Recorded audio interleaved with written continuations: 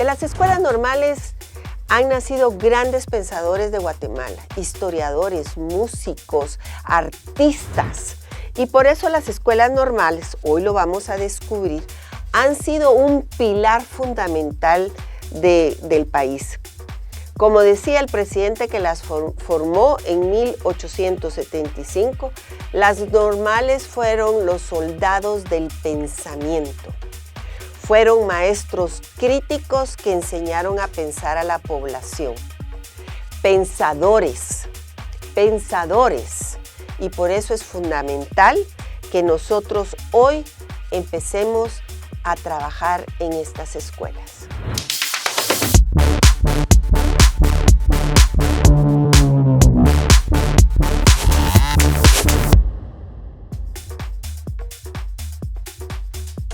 Bienvenidos.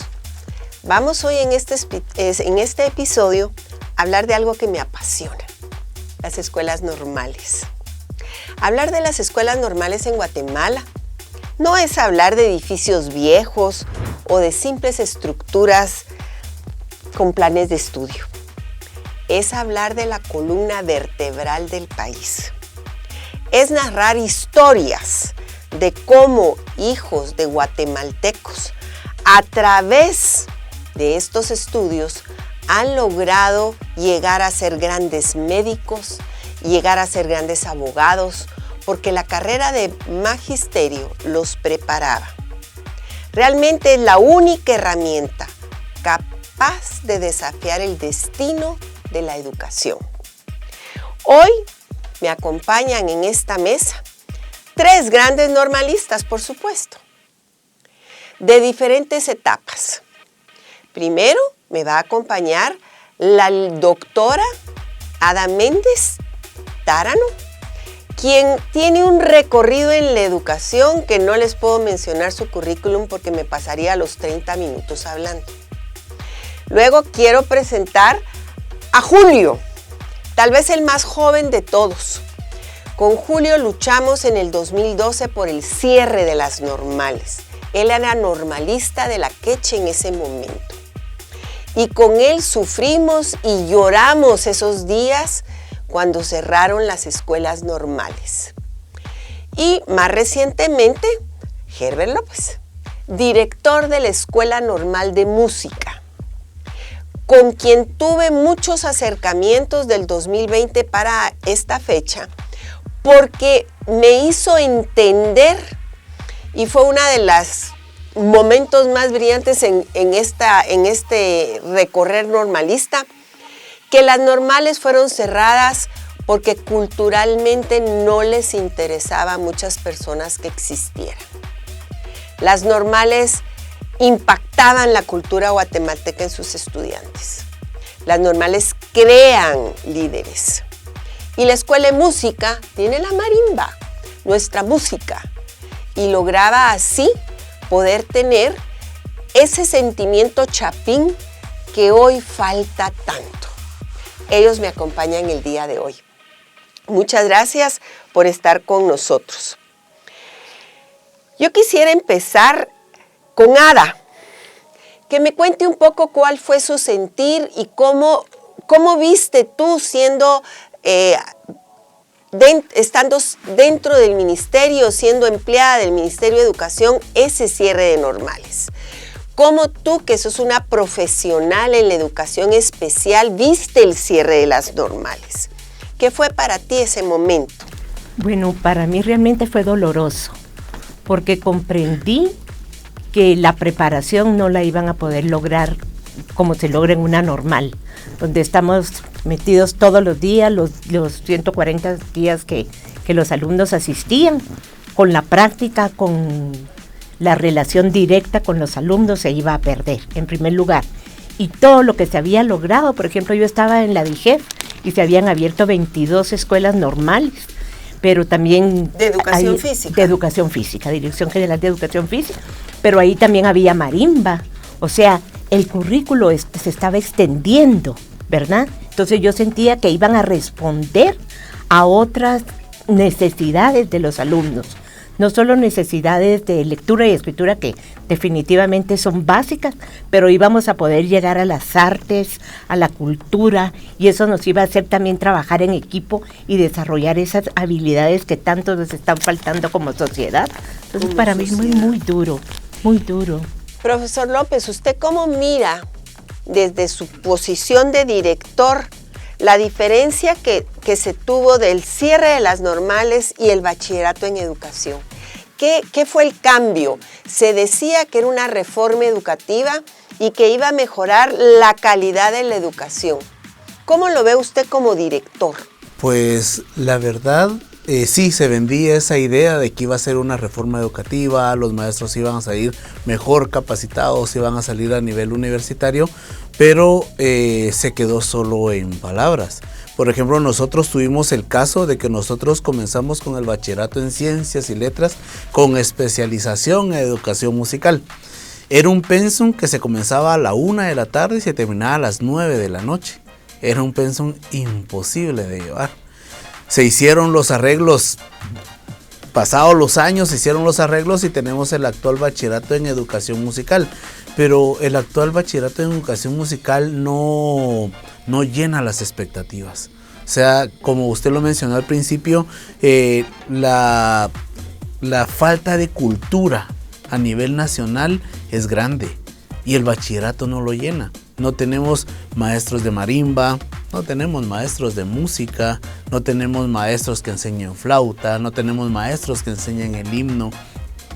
Todo eso nos ha restado valores, todo eso nos ha restado identidad como país. Tuvimos un ministro de Educación que cuando hablaba de las escuelas normales, él decía que para qué queríamos músicos en las aulas. ¿Le podríamos decir un poco a este ministro por qué es fundamental la música en las aulas y los maestros de música? Porque nosotros básicamente formamos el alma. Lo que nosotros ahorita no tenemos en cualquier escuela o instituto que usted entre, son alumnos planos, sin sentimientos.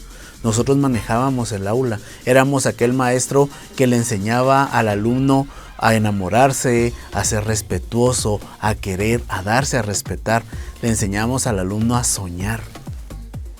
Hoy sí nos dejó usted con el alma abierta. Julio, tú que viviste ese cierre, ¿qué fue para ustedes los estudiantes? Yo creo que tú fuiste la última promoción de maestros de la Queche, ¿es así? ¿Qué fue para ustedes todo ese cambio de la reforma educativa? ¿Cómo vieron ustedes los movimientos dentro de la Queche? ¿Y qué fue de tus compañeros? Mucho gusto para todos, gusto saludarlos. Pues para mí es un placer estar aquí con cada uno de ustedes y con nuestra diputada, Lucrecia de Palomo, en esta oportunidad, en este espacio. Nosotros como normalistas, compañeros, no solamente del departamento de Guatemala, sino de los 22 departamentos. Las normales han estado y han tenido presencia en los 22 departamentos. ¿Y ustedes se comunicaban todos los normalistas en los 22 departamentos? Sí, tuvimos la oportunidad de organizarnos, porque eso es lo que forma las escuelas normales, tener esa capacidad de guatemaltecos y guatemaltecas que tengan esa unidad, ese liderazgo, esa comunicación y sobre todo la organización como una sola fuerza que representamos nosotros los normalistas. En el 2012 nosotros empezábamos el año como todo ciclo escolar. En su mayoría pues ya éramos último año graduando del 2012 y resulta que nos dan esta sorpresa de que querían el gobierno de turno juntamente con el Ministerio de Educación querían implementar esta mencionada tanta reforma educativa que hoy vemos que ha sido una decadencia en el tema del magisterio, en el tema educativo. Hoy podemos notar que no ha sido funcional y por eso es que en ese entonces nosotros despertamos y nos organizamos y levantamos nuestra voz juntamente aquí con nuestra diputada, que en aquel entonces pues, estaba ahí también de la mano fuertemente con nosotros luchando para que se mantuviera el magisterio. ¿Cómo lo tomamos? Lo tomamos como una apuñalada por la espalda fuertemente de las fuerzas políticas que no comprendíamos en ese entonces. Ahora sí comprendemos el por qué querían desaparecer las normales. ¿Por qué? Porque representa, para muchos representa, que no quieren, es que el magisterio representa una fuerza política en este país. De pensamiento. Y de pensamiento. Nosotros somos los soldados del pensamiento crítico en este país. Nosotros representamos ese ejército en este país en el cual nosotros acá levantamos nuestra voz y decimos sí o decimos no. Pero mira, eso es muy cuestionado porque muchas personas piensan que porque son ustedes el ejército tenemos un sindicato que ha venido a destruir el sistema educativo. ¿Dónde pones tú a ese soldado maestro que tiene esa necesidad de que su alumno abre el alma con los soldados que hoy nos manifiestan aquí en las calles y que son cientos de cientos? ¿Cómo tú puedes hacer esa diferencia entre el maestro que de corazón está con sus niños y aquel que solo busca prebendas para sí? Es lamentable que hay un sindicato que comenzó bien, pero en el camino pues perdió el rumbo, lo que representa ser un maestro.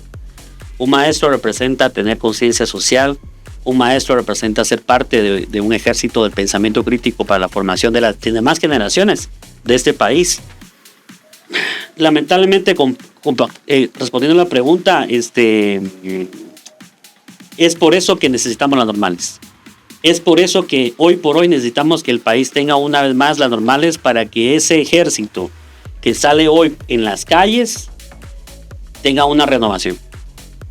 Porque necesitamos nuevos maestros con el pensamiento crítico para que pueda levantar este país. Luqui, yo quería agregar algo porque, bueno, como maestra tuve un punto de vista, pero como mujer fue mucho más duro.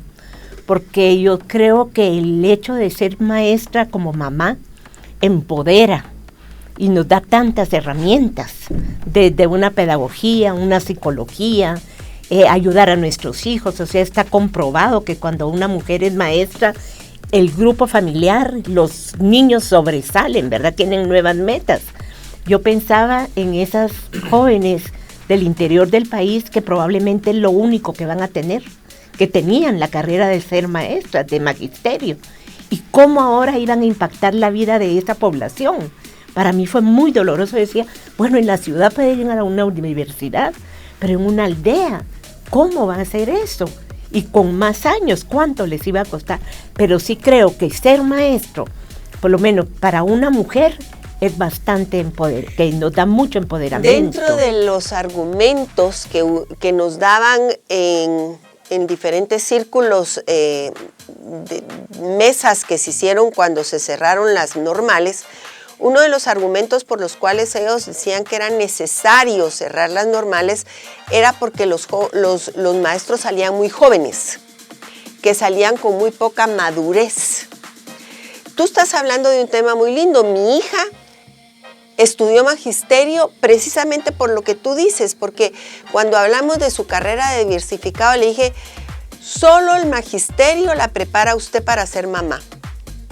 Entonces, ¿cómo tú ves ese argumento de que había que cerrarlas porque eran muy jóvenes para salir a la calle a trabajar con niños si no tenían la madurez? Yo creo que aparte también es la vocación, ¿verdad? Y algo que me llama a mí mucho la atención, siempre me ha llamado, cuando yo tenía grupos de 60, les preguntaba a las niñas, ¿y usted qué va a hacer, verdad? Cuando se haga, yo quiero ser maestro igual que usted. O sea, nosotros servimos de modelo a esas mujeres. Mis sobrinas, por ejemplo, tuve una sobrina que hasta cambió de carrera, me dijo, tenía razón, tengo que estudiar magisterio porque voy a ser mamá. Fíjate que yo en el colegio tengo varias chicas que están estudiando el bachillerato en ciencias y letras, pero yo te puedo decir que de ellas, tal vez unas 7 tienen vocación de maestra. Y tú lo notas inmediatamente, cómo ellas explican, cómo ellas tratan a los compañeros. ¿Usted ha visto esa vocación en sus estudiantes, profe? Sí, la vocación ya se trae, o sea, ya se nace con eso. Pues, el maestro ya nace desde sus inicios, desde su génesis, es algo que uno lo trae muy adentro. Y sí por ejemplo, decían que uno salía muy joven, pero yo le puedo preguntar aquí a mis colegas, ¿y cuándo hemos dejado de ser jóvenes? Nosotros, los niños nos hacen... Los maestros nos mantenemos jóvenes siempre. Por los niños, porque como siempre estamos a nivel de ellos, nosotros no envejecemos. Muy bien. Un poco con lo que decía de que la base de esta sociedad guatemalteca es la familia. ¿Y qué gran diferencia hace un maestro en una familia? Porque transforma, porque lidera, porque guía, porque instruye. Es por eso que les vuelvo y les repito, nosotros que estamos acá platicando, y les vuelvo a decir, nosotros los normalistas somos ese soldado del pensamiento crítico que también lo llevamos a la familia. Porque la familia quizás está desviada en otros rumbos, pero cuando hay un maestro dentro de la familia se convierte esa fuerza del pensamiento crítico. Mira, hay algo, un párrafo, unas letras que les voy a leer que me parece de lo que estamos hablando muy indicado. Dice, si la revolución del 44 fue la primavera de las normales, el año 2012 marcó el inicio del invierno largo y doloroso. Bajo una visión tecnocrática y neoliberal, se orquestó lo que muchos intelectuales les llamaron el magnicidio pedagógico. ¿Qué piensan de eso? ¿Fue un magnicidio pedagógico? ¿Era necesario retornar si teníamos las universidades? Entonces, ¿por qué retornar a las normales? Por lo mismo, porque hablemos de la universidad. La educación universitaria lo forma uno de otra manera, ¿sí? Lo formaliza uno, lo hace madurar a uno ciertamente, pero el normalista no. El normalista, pensemos en un primero primaria. Yo no necesito salir con mi título de licenciado para atender a un niño de primero. Yo necesito salir con alegría y con muchas herramientas para que ese niño se sienta feliz, para que ese niño pueda jugar, pueda hacer una ronda, pueda cantar, pueda ver desde otro punto de vista la educación. No se puede decir que mejoramos educativamente, porque no mejoramos educativamente. ¿Tú crees que los 12 años que estuvo el magisterio en manos de las universidades, especialmente la nacional, no hubo una mejora en la calidad educativa? No hubo una mejora en la calidad educativa. Lo podemos ver ahorita. Básicamente podríamos decir, prueba de ello fue la pandemia. La pandemia estuvo a punto de liquidarnos educativamente, porque cuando retornamos de la pandemia los niños ya venían con un retardo educativo muy grande y los maestros no estaban capacitados para sacarlos de ese retraso. O sea, si hubiéramos seguido como se había planificado del bachillerato y de la universidad, pues lo hubiéramos demostrado en la pandemia. Yo siento que la pandemia era el tiempo justo de decir, bueno, teníamos las herramientas, pero no las tenemos. Y yo le agregaría lo que dice el profesor, también que castigó a esta población que no tuvo acceso a las normales estos años. Sí. Porque yo he estado con personas que sacaron el bachillerato y no consiguen trabajo.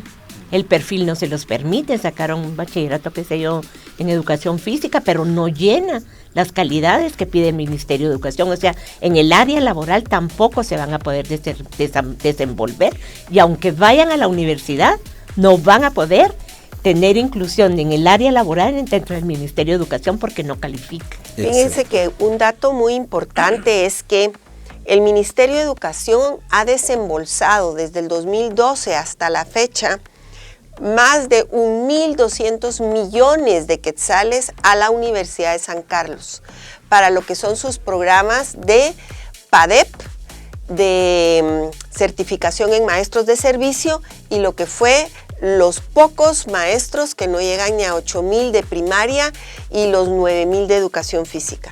Pero no ha podido contratar a ningún maestro que se graduó en la San Carlos, ni ha podido contratar a ningún maestro de educación física graduado de San Carlos. O sea que todo ese dinero, si hacemos un balance, ¿a dónde se fue? ¿No hubiera sido lindo invertir en nuestras normales 1.200 millones de quetzales? ¿Qué tendríamos? Sí, la educación hubiera avanzado. En el caso de nosotros, por ejemplo, la universidad, la nacional, hablemos de la nacional. ¿Cómo la universidad puede sacar un profesorado en educación musical si no tiene pianos? Si no tiene guitarra. Creo que tiene una marimba.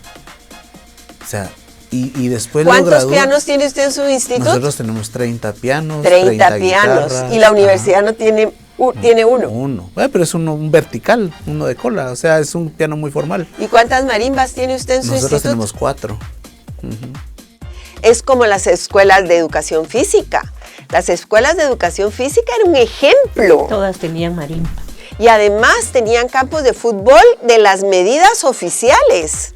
Tenían piscina, tenían canchas de básquet. Y un avance que yo lo puedo nombrar porque estuve dentro del departamento fue la inclusión escolar. Ahí teníamos niños ciegos, jóvenes ciegos, estudiando para maestros, sordos. ¿Tú crees amputados. Que eso está pasando en la universidad? No, no creo. Y realmente es sumamente importante ahorita, ¿verdad? Que el maestro también hacer énfasis en que tienen que trabajar lo que es la inclusión escolar, ¿verdad? No solo a inclusión a nivel mental, sino también a nivel físico. Y ahí tenemos a los maestros ya trabajando. Una experiencia muy buena. O sea que sí, actualmente quienes están opuestos a la iniciativa 4-2026, que es la de las escuelas normales, aducen que lo que se está haciendo es un retroceso a la educación. Pero no es así. ¿No es así, Julio? No es así. ¿Por qué? Porque ellos fueron los que nos hicieron retroceder en este sistema educativo.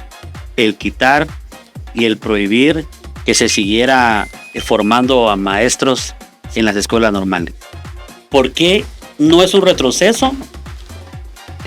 Porque las escuelas normales siempre llevaban ese crecimiento hacia las diferentes comunidades a través de ese joven, ese maestro o de esa señorita que estaban formando en las normales. Esa formación que recibimos nosotros como maestros de las escuelas normales en todo el país, llevábamos ese crecimiento de desarrollo a las comunidades. Eso es uno de los temas por los cuales con algún viceministro me senté y me decía él en lo particular, necesitamos abrir las normales porque no tenemos maestros para las aldeas, para los lugares lejanos. ¿Por qué? ¿Por qué si tenían graduados de las universidades? ¿Por qué tú crees que no habían maestros para las aldeas?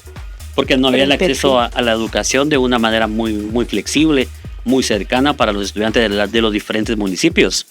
El país cuenta con 340 municipios, pero no todos tienen el acceso a la universidad. No todos tienen el acceso económico para poder estudiar en una universidad esta linda carrera que es el magisterio. Por eso es que hay muy pocos ahora. Muy pocos. ¿Cuál es el futuro o cuál hubiera sido el futuro de la educación o el sistema educativo de Guatemala si no se abren las normales? Pienso que de por sí ya tenemos un sistema educativo que está colapsando, ¿sí? Que ya depende de muy pocos maestros, porque los pocos maestros que hay ya están ocupados. O se están jubilando. Entonces pienso yo que íbamos a llegar a colapsar. Lo malo de colapsar, que ya después solo se hacen actividades sencillas, ¿va? Por ejemplo, rescatemos primero primaria, que en lugar de rescatemos creo que era regalemos primero primaria. Si seguíamos así, yo creo que íbamos a comenzar a rescatar sexto, a rescatar tercero básico. Bueno, de hecho, en este momento, los maestros están encontrando una gran falencia.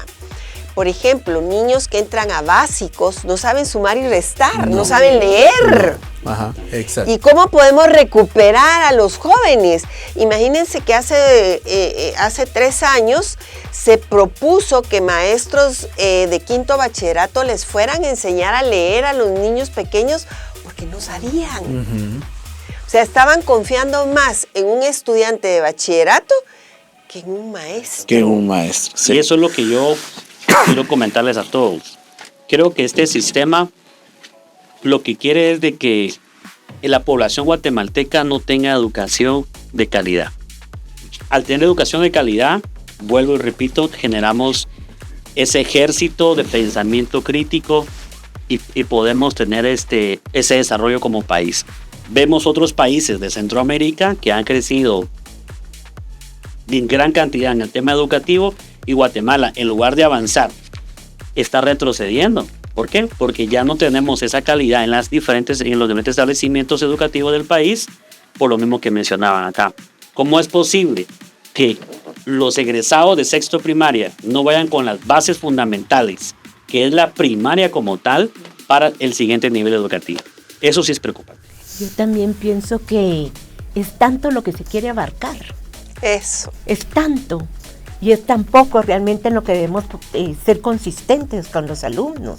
La lectura, la escritura, el cálculo. O sea, podemos trabajar proyectos, tantas estrategias que existen ahora para poder planificar, ¿verdad? Y no por fuerza... El libro de texto. El libro de texto, ¿verdad? Que siguen trabajando los colegios, las escuelas, incluso las escuelas piden libros de texto, ¿verdad? Está prohibido, pero los piden. Entonces yo creo que debemos enfocarnos en lo importante. Y ahora con la IA, con la inteligencia artificial, que todo lo que trae un libro de texto está ahí, pues no necesitan. Y lo que tiene que enseñar un maestro va más allá de un contenido. Estamos compitiendo con la inteligencia artificial. Hay que enseñarle al joven las herramientas, la lectura, la escritura, las matemáticas. Y lo que hablábamos antes de reunirnos también aquí, era lo de las habilidades blandas, ¿verdad? Que es tanta la carga que entre el profesor da la clase, no hay buenos días, no hay buenas tardes, no hay compañerismo, no hay trabajo en equipo, o sea, hay muchas cosas que se están dejando de dar, por dar contenidos que son importantes, pero lo más importante es desarrollar la inteligencia artificial. Formar seres humanos. Desarrollar el pensamiento crítico, el amor al compañero, hacerlos sensibles, o sea, hay tantas cosas que nos van a ayudar incluso en el trabajo. Y esa es una gran diferencia que veo yo, Ada, en cuanto a la preparación que da la universidad y que da la normal. Un maestro universitario sabe muchos contenidos, pero no sabe qué es la pedagogía y cómo tratar a un niño. ¿O me equivoco? Sí, muchas veces los catedráticos incluso ni siquiera son maestros, son catedráticos universitarios. No hay didáctica, no hay pedagogía en una clase, ¿verdad? Entonces, hay muchas cosas, pero yo vuelvo a caer en lo mismo, que tenemos que desarrollar lo que la inteligencia artificial nos da. Lo va a hacer, lo que los libros van a hacer, pero nosotros como maestros tenemos que tocar el alma, ¿verdad? Tenemos que enseñarles a cantar, a jugar, a luchar por sus ideales, a mejorar nuestra comunidad, el área local, nuestra casa. Y algo que he visto yo últimamente en las aulas es la necesidad de trabajar las emociones con los chicos. Porque nuestros niños, y sobre todo en las áreas urbanas que hoy se llaman rojas, son niños que tienen muchas situaciones emocionales que si tú no las trabajas en el aula como parte de todo el quehacer pedagógico, estos niños van a crecer con grandes situaciones y problemas de la adultez. Luqui, poner atención a eso, porque a veces el maestro está tan enfocado en dar la clase y cumplir un programa que se le olvida hablar tal vez con este alumno, que con una palabra vas a salvar la vida o vas a salvar la vida de otro compañero. O sea, el bullying, todo eso se puede trabajar, pero tenemos que enfocarnos en que el común denominador, el amor, la atención, ¿verdad? Que no debe faltar. Es demasiada ya la carga. El contacto humano. Ahora, yo no sé si ustedes ya tuvieron la oportunidad de leer el decreto 4/2026. Sí. Porque, ¿qué cambios ves en él o qué es lo que tú crees que está en este decreto que va a ayudar a esa calidad educativa que estamos hablando? Bueno, yo como educador especial pienso en función de la especialidad, ¿verdad? Creo que se van a llenar muchos aspectos que hasta el momento no están cubiertos. Entonces, el hecho de trabajar en una especialidad, por ejemplo, para el área intercultural, respetando la diversidad del país, trabajar también lo que es educación especial, ¿verdad? O sea, la inclusión que va a ir como denominador, ojalá que así sea. Creo que esa especialidad nos va a dar mucha más cobertura, y a la vez de cobertura va a ser una mejor formación para los docentes. Yo comparto lo mismo que Ada, que este decreto 4/2026 trae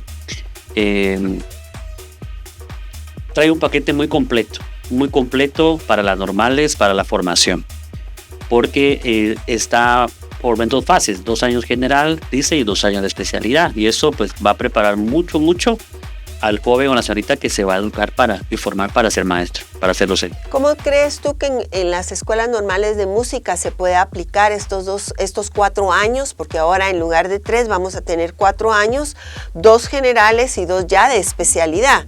Entonces, la especialidad, pues ustedes tienen desde el primer año los instrumentos musicales. Entonces, ¿qué especialidades podríamos tener en una escuela normal de música? Pues en la Escuela Normal de Música la especialidad es que nosotros sacamos 2 tipos de personas. Nosotros sacamos al docente en música y al músico, que era lo que anteriormente se hacía. Por ejemplo, usted lo conoce, el maestro Julio Santos. Sí, claro. Él es egresado de la escuela, la gloriosa Escuela de Música. Él es percusionista de la Orquesta Sinfónica. Y así tenemos otros miembros de la Orquesta Sinfónica que son exalumnos de la escuela. Pero también están todos los compañeros que salieron a dar clases, ¿sí? Entonces nosotros tenemos esos 2 caminos, el que se quiere volver especialista en instrumentos y el que se quiere volver especialista en la docencia en sí. Algo que me llama la atención a mí, que estuve estudiando un poquito ayer todo esto, dice que en el primero y segundo año vamos a tener la formación básica en pedagogía, psicología evolutiva y didáctica general.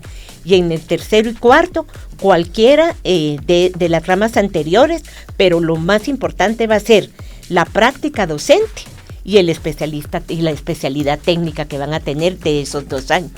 Y me llama mucho la atención lo de trabajar con la SEBI o las escuelas interculturales, porque para un alumno lo más importante es la lengua materna, ¿verdad? O sea, si la lengua materna le llega al niño, con esa empezamos preprimaria, parvulito, lo que decimos nosotros preprimaria, y primero, segundo y tercero, este niño va a estar mucho más seguro, ¿verdad? O sea, fortalecido psicológicamente, emocionalmente. Y con entidad. Y con identidad. Sí, yo siempre comenté a muchos de mis colegas cuando hablaba de las escuelas interculturales, yo le decía, a mí lo que me da pena es que se formaron las escuelas interculturales en el cacastro de las escuelas urbanas que ya no funcionaban, o sea, pero las interculturales solo pasaron a hacer lo mismo, cuando la cosmovisión maya es totalmente distinta. La escuela debe haber sido distinta.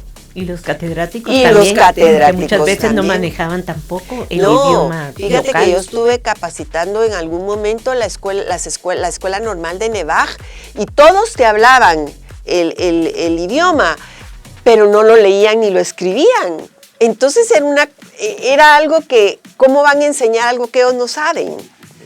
Tienen que salir maestros, pero con esa especialidad.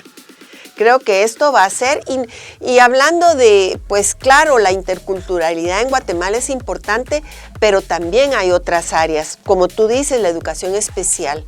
¿Cuántos niños nuestros necesitan ese apoyo? Yo no les digo especial, sino les digo que es una educación diferente, porque no es que sea, ellos piensan y aprenden de una manera distinta, pero aprenden. Y entonces lo que tenemos que saber los maestros es eso, y eso son las especialidades. Sí, Luqui, hablando de esto, yo veo entonces ahora un gran reto. ¿Quiénes son las personas que van a guiar este proceso? Esa es la riqueza, siento yo, de este decreto. Dentro de su articulado hay uno que dice que las escuelas normales tienen la potestad de contratar ellas, ya sea universidades nacionales, extranjeras, institutos de educación, etcétera, lo que necesiten para sus especialidades. No necesariamente el claustro y punto, como sucede en los otros institutos.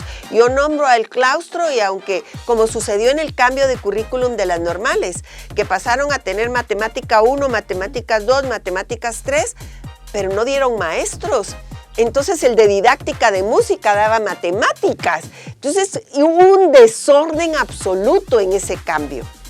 Aquí no. Aquí la escuela, según la ley, va a poder tener sus especialistas. Sí creo que para el Ministerio de Educación es un gran reto, porque de este ministerio va a depender que esa columna vertebral de la que hablamos sea realmente la que sostenga la educación del país. Sí tiene que ser porque es urgente. Es urgente.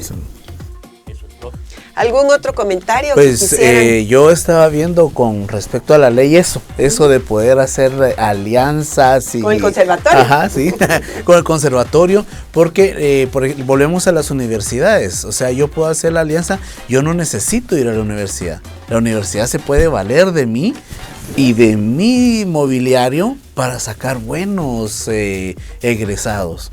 Para sacar egresados de verdad, ya no solo egresados de cartón. Pasaba, por ejemplo, lastimosamente ahora, ¿verdad? Volvemos al tiempo de que vale el cartón es el que vale.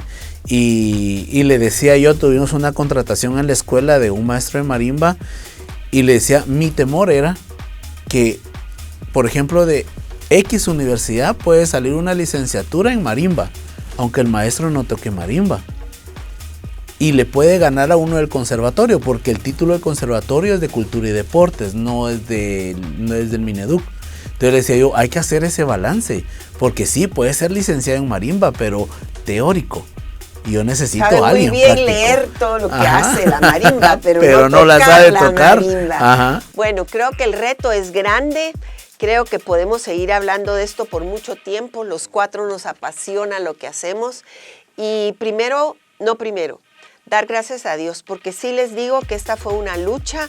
Desde el 2012 la iniciamos y se ve cerrado el ciclo ahorita en el 2026 y todo el proceso de esta iniciativa es un milagro. Es un milagro.